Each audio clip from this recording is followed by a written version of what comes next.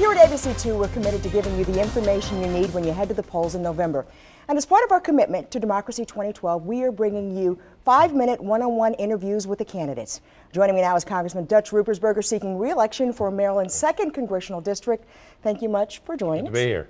Let's go ahead and start with your opening statement. Sure, okay. I'm really pleased to be here. I love my community and all of the residents who make a vibrant place to live. Can you run that again?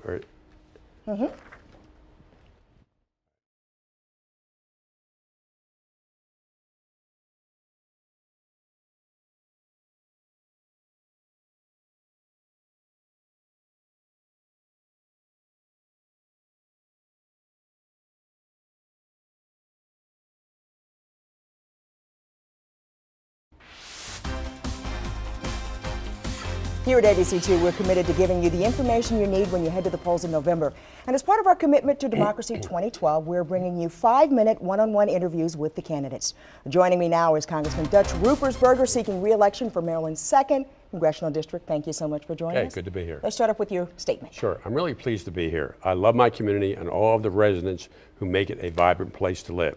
I'm a homegrown Baltimore boy. I grew up in Baltimore City and graduated from City College. I attended University of Maryland before graduating from University of Baltimore Law School. I raised my kids here. My wife taught in Baltimore County Public Schools.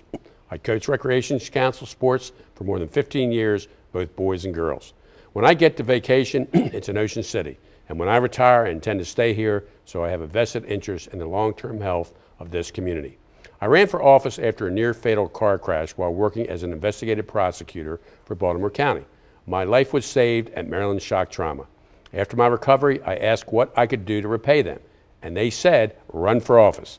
I am vice chair of the Shock Trauma Board of Visitors. To this day, I was elected to Baltimore County Council, then served 8 years as county executive. I bring my experience with local government with me to Washington. As county executive, I balance budgets and earn AAA bond ratings. I was repeatedly honored by Governing Magazine for fiscal responsibility. I recruited nearly 40,000 jobs after my predecessor was only able to create 600. I also bring experience as a small business owner myself, so I know what it takes to make a payroll and understand what we need to do to create jobs. I've continued to run for office because I want to keep helping people. I believe my office's track record of helping people is as good as any in the nation. This is not a 9-to-5 job. I recently got a call on a Sunday afternoon from a mother whose son had just been injured in Afghanistan. She was concerned that he was going to be transferred to a hospital in Texas. The very next day, I was able to make sure he was transferred to Walter Reed instead, so his family could be with him throughout his recovery.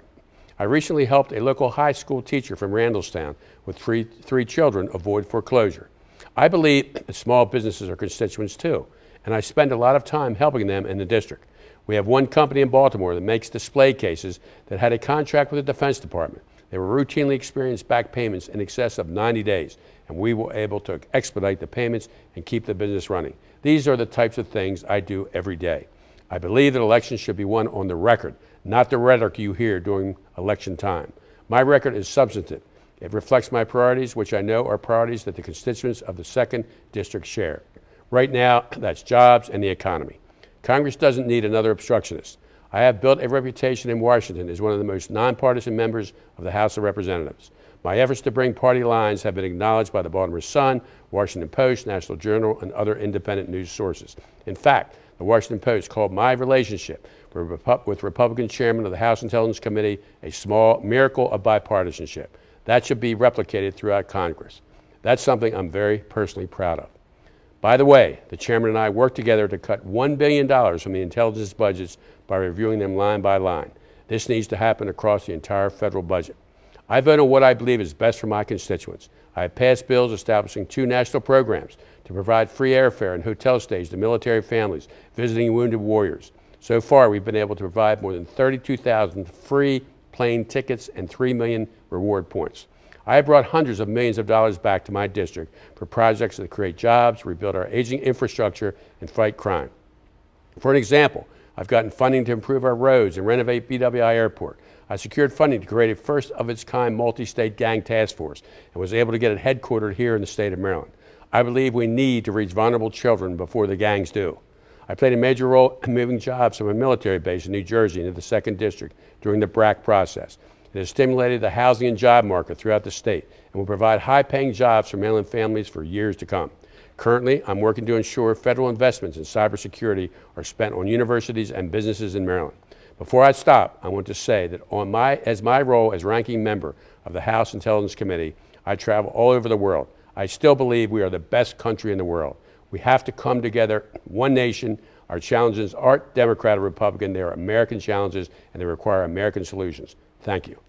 Congressman Dr. Ruppersberger, thank Sure. you very much for coming in and sharing your time with us. Sure. We want to see the other interviews and other candidates. You can log onto our website at abc2news.com/politics. And don't forget, very important, for you to go out and vote on Tuesday, November 6th.